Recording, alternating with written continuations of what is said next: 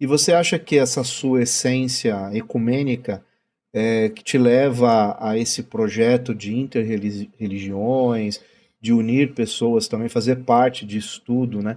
Como que isso acontece aqui em Guarulhos? A minha própria vida levou para isto, né? É. Porque, na verdade, conforme eu fui falando, né, por pesquisa, por necessidade de E aprendizado, foi conhecendo pessoas também, né? fui conhecendo pessoas, né? E aí você é indicado, é o caso, né, de você ser alçado à condição de ser um maçom, passar pelo processo iniciático e aquela questão toda. Então, tudo foi sempre muito ecumênico e interreligioso ao mesmo tempo.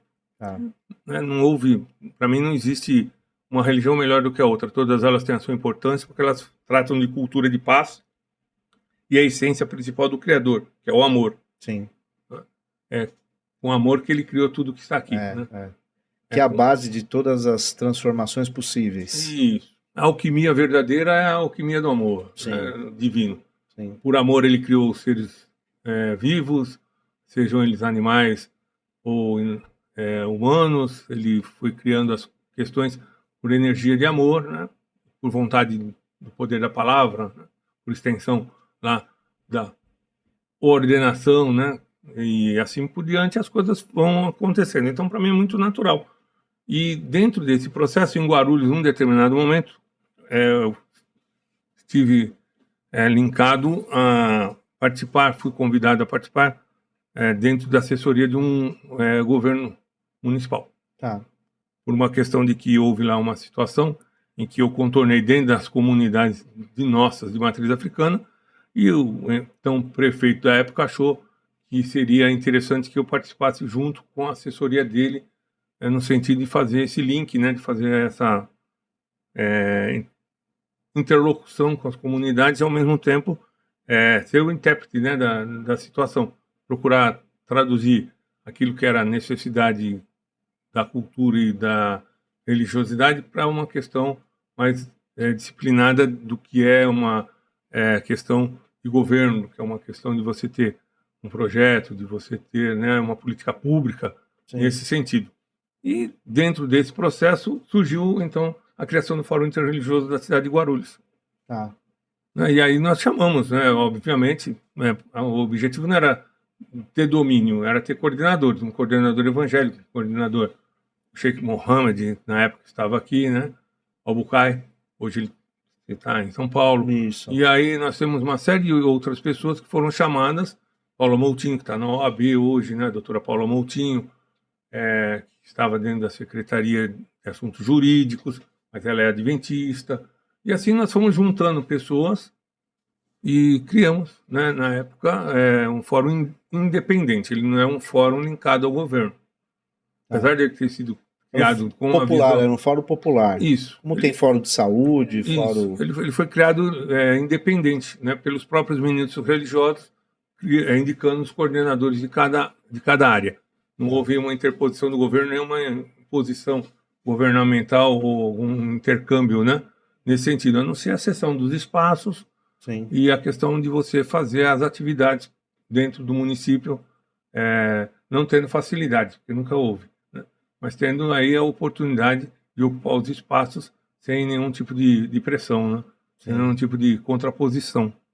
E ele um estímulo, né, a que houvesse a cultura de paz, o diálogo interreligioso, porque o diálogo interreligioso você não converte ninguém, ninguém converte ninguém. Né? Todo mundo se senta ali, todo mundo é igual, não existe diferente. Nós tratamos os assuntos, eu conheço um pouco da sua religião, você conhece um pouco a minha, a gente troca as figurinhas, né, e cada um dentro do seu aspecto em respeito, em gratidão pela oportunidade de participar, e assim foi indo. Surgiu essa junção na época das pessoas dentro dessa questão da religiosidade. Muito bom, porque muitas vezes o preconceito vem da ignorância, né? De não conhecer a religião do outro.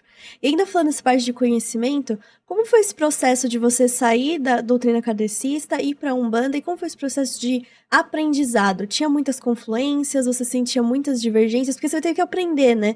Alguns ritos, algumas práticas que é muito específico. E como foi esse processo? Para mim foi tranquilo. Não houve assim nenhum tipo de espécie ou de qualquer dificuldade. Obviamente você tem situações diferentes. né? Divergentes nunca, né? Porque eu acho que eu sempre procurei as convergências de todas elas. E é esse o maior aprendizado que eu acredito que eu obtive estudando e pesquisando, né? Saber onde estão as convergências, não as divergências. As divergências quem criam são os homens, né? As convergências entre as religiões, elas existem, tanto é que a Umbanda é universalista, né? Sim. Por excelência. Então, você tem a manifestação de caboclos considerados, né, índios dos povos originários brasileiros, alguns, né, solo americano. Você tem aí a questão da manifestação das entidades que são tidas como africanas ou que se apresentam como africanos, porque aí a questão é variada, né? Vai dentro de uma pesquisa, de um entendimento, e tem as linhagens, as várias escolas de entendimento de Umbanda. A Umbanda ela é muito assim, multidisciplinar, ela é uma religião muito rica e com muitas escolas. É o que eu costumo dizer, não existe mais, não existe menos. Existe a escola rubiniana, que é do Rubens Saraceni, existe a escola que é do tradicional, que seria da Faculdade de Teologia de Umbanda. Você tem a vertente que nasce no Rio de Janeiro com Zélio Fernandinho de Moraes. Aí você tem as vertentes que nasceram em outras localidades. Você tem as vertentes que nascem no Banto, então já tem uma influência maior africana. Você tem... E assim vai. Então você tem várias escolas, eu entendo como escolas, e você tem que aprender isso daí de alguma maneira. Então os ritos, eles são ritos próprios, e eu escolhi uma caminhada. Eu tenho uma água de nascimento, né? Eu tenho, vamos assim dizer, uma vertente na qual eu nasci, uma tradição de Umbanda na qual eu nasci, que é do templo de caridade Caboclo Batuara, que até então era ali, né, no Cocaia. Depois faleceram-se os dois dirigentes, né? E houve que hoje está meio misto, né? Você tem a mãe pequena da época, que é a Maria, que continua tocando um dia a Umbanda, só que é uma Umbanda mais, vamos assim dizer, quase que uma Umbanda que eles chamariam de branca. E você tem o kardecismo presente na casa, fazem atividades, distribuição de alimentos, né, de marmitex. Então eles fazem um bom trabalho, mas eu nasci naquela vertente na época, então a condução era do padrinho Armando, né, e do padrinho Ciro. Eram primos, né, pertenciam à mesma família, nasceram, né, dentro dessa condição, e eles se tornaram ministros religiosos de Umbanda que a gente chama não Umbandomblé, porque as pessoas confundem muito isso também.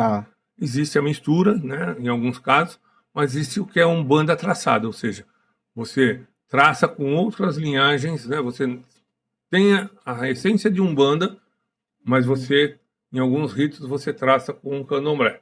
Não que você mistura, são sessões e ritos a partes em dias diferentes. Então, e a Umbanda, ela, se você pegar um Umbanda universal, ela é um traçado. Você vai ter manifestação de hindu, você vai ter manifestação de chamado povo cigano, se bem que eles não gostam, né? Porque eles consideram que cigano é uma etnia, não uma manifestação somente espiritual. Você tem a manifestação de várias outras linhas, seriam outras etnias, outros povos originários que são espalhados pelo mundo, né? Tuareg, que é tecnicamente cigano árabe, né? No deserto. Então é um mundo, ela abrange, ela abraça, né? Ela acolhe qualquer tipo de, vamos assim dizer, etnia ou qualquer tipo de entidade ou qualquer tipo de pessoa que um dia passou pela Terra, teve uma experiência humana e se coloca hoje na condição de uma espiritualidade que foi a sua questão de desenvolvimento pessoal e se manifesta do mundo oculto para o mundo humano, para o mundo oculto, para o mundo material. Então ela abraça todas as linhagens, ela não exclui ninguém.